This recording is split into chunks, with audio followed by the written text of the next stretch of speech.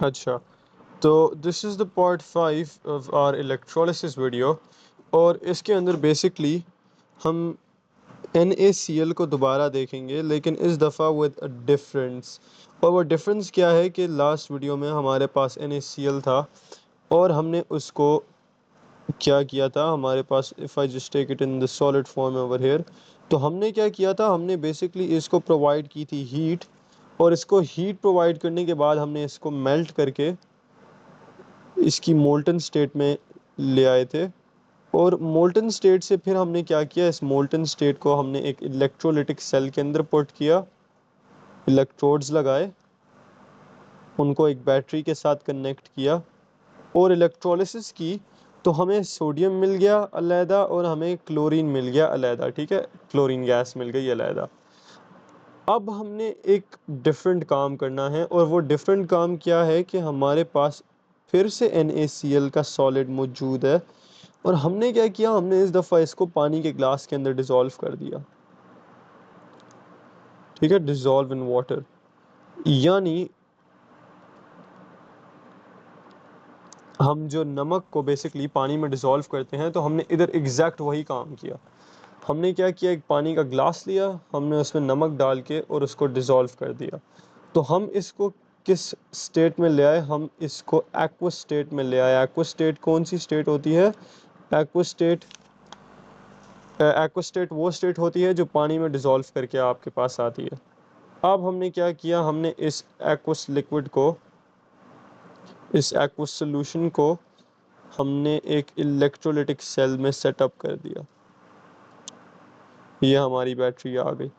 तो इस केस में क्या हमें Na और Cl मिलेंगे या नहीं मिलेंगे, हमने बेसिकली वो स्टडी करना है और देखना है कि हमारे पास क्या होगा। अच्छा, तो सबसे पहले मैं यहाँ पर अपना एक सेल बना लेता हूँ और इस सेल के अंदर हम इलेक्ट्रोड सेटअप कर देते हैं और हम अपना एक्वस NaCl डाल देते हैं, ठीक है, NaCl एक्वस, एक्वस यानी पानी में डिज़ोल्व हुआ हुआ। अच्छा, अब ये हमारा पॉजिटिव टर्मिनल, ये हमारा नेगेटिव टर्मिनल हो गया। अब इधर क्या होएगा, इधर ये होएगा कि हमारे पास NaCl जो है, वहाँ से तो हमारे पास Na पॉजिटिव और क्लोरीन नेगेटिव आ जाएंगे, ठीक है। लेकिन क्योंकि हमने इसको पानी मतलब H2O में डिज़ोल्व किया हुआ है, तो हमारे पास क्या होता है कि कभी कभार एक बहुत स्मॉल परसेंटेज में वाटर भी डिसोसिएट कर जाता है H पॉजिटिव के अंदर और OH नेगेटिव के अंदर, ठीक है। तो हमारे पास क्या होता है, हमारे पास एक्वस सॉल्यूशन के अंदर 4 आयन्स आ जाते हैं। और अब हमें नहीं पता होता कि फर्ज कर लें हमने यहाँ पर अगर Na बनाया और हमने हाइड्रोजन बनाया, तो हमें नहीं पता कि अब इन दोनों में से नेगेटिव इलेक्ट्रोड के ऊपर तो ये अट्रैक्ट हो जाएंगे, लेकिन नेगेटिव इलेक्ट्रोड यानी इसको हम कहते हैं कैथोड, तो हमें ये नहीं पता कि कैथोड के ऊपर क्या Na जो है वो इलेक्ट्रॉन एक्सेप्ट करेगा या फिर हमारे पास हाइड्रोजन इलेक्ट्रॉन एक्सेप्ट करेगा, ठीक है। इनमें से एक पॉसिबिलिटी होएगी और हमें वो नहीं पता कि वो कौन सी है। तो पहले केस में हमारे पास क्या होता था कि हमारे पास सिर्फ 2 आयन्स होते थे, ठीक है। गेस करना आसान होता था कि कौन सी चीज़ क्या करेगी। अब इंस्टेड हमारे पास 4 आयन्स हो गए हैं, सिर्फ इसलिए क्योंकि हमने इसको एक्वस यानी पानी के अंदर डिसॉल्व किया है। तो अब हमें नहीं पता कि क्या चीज़ क्या करेगी, और इसलिए हमें रिएक्टिविटी सीरीज़ की ज़रूरत पड़ती है। ये रिएक्टिविटी सीरीज़ जो है ये हमें हेल्प करती है और हमें बताती है कि इलेक्ट्रोड्स के ऊपर कौन से आयन्स रिएक्ट करेंगे, क्या ये वाला आयन रिएक्ट करेगा, क्या ये वाला आयन रिएक्ट करेगा, या ये वाला या ये वाला। तो रिएक्टिविटी सीरीज़ हमें हेल्प करती है ये डिसाइड करने में।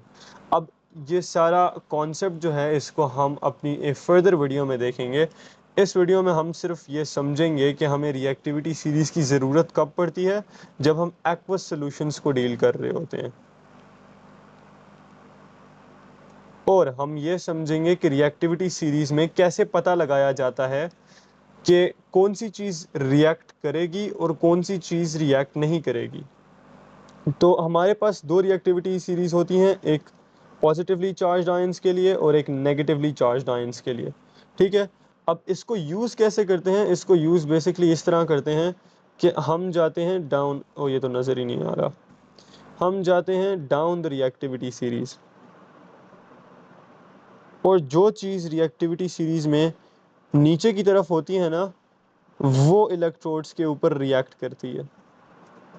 तो अगर हम इसी सिचुएशन में देख लें, हमारे पास दो आयंस थे, हमारे पास सोडियम था और हमारे पास हाइड्रोजन था, और हमें नहीं पता कि इन दोनों में से कौन सी चीज़ कैथोड के ऊपर रिएक्ट कर रही है। तो हम क्या करेंगे, हम रिएक्टिविटी सीरीज़ के ऊपर जाएंगे और हम क्लियरली देख सकते हैं कि हाइड्रोजन जो है वो नीचे है, और हाइड्रोजन जो है वो नीचे है और सोडियम जो है वो ऊपर है।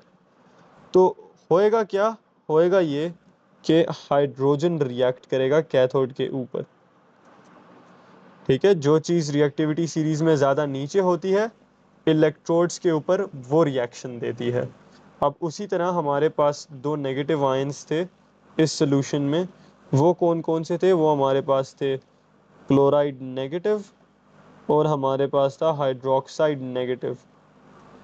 तो अब इन दोनों में से कौन सा रिएक्ट करेगा इस पॉजिटिव इलेक्ट्रोड के ऊपर जाकर, वो हमें ऐसे पता चलेगा कि हम रिएक्टिविटी सीरीज पर जाएंगे और हम देखेंगे कौन सी चीज़ नीचे है। तो हम क्लियरली देख सकते हैं कि जो हाइड्रोक्साइड आयन है वो नीचे है और क्लोराइड आयन जो है वो ऊपर है। तो होएगा क्या, एनोड के ऊपर, एनोड के ऊपर जो हमारे पास हमारा हाइड्रोक्साइड आयन है वो इलेक्ट्रॉन्स देगा। ठीक है, वो इलेक्ट्रॉन्स देगा। तो for now this is enough, और आप लोगों को बेसिकली ये रिएक्टिविटी सीरीज़ याद होने की ज़रूरत है।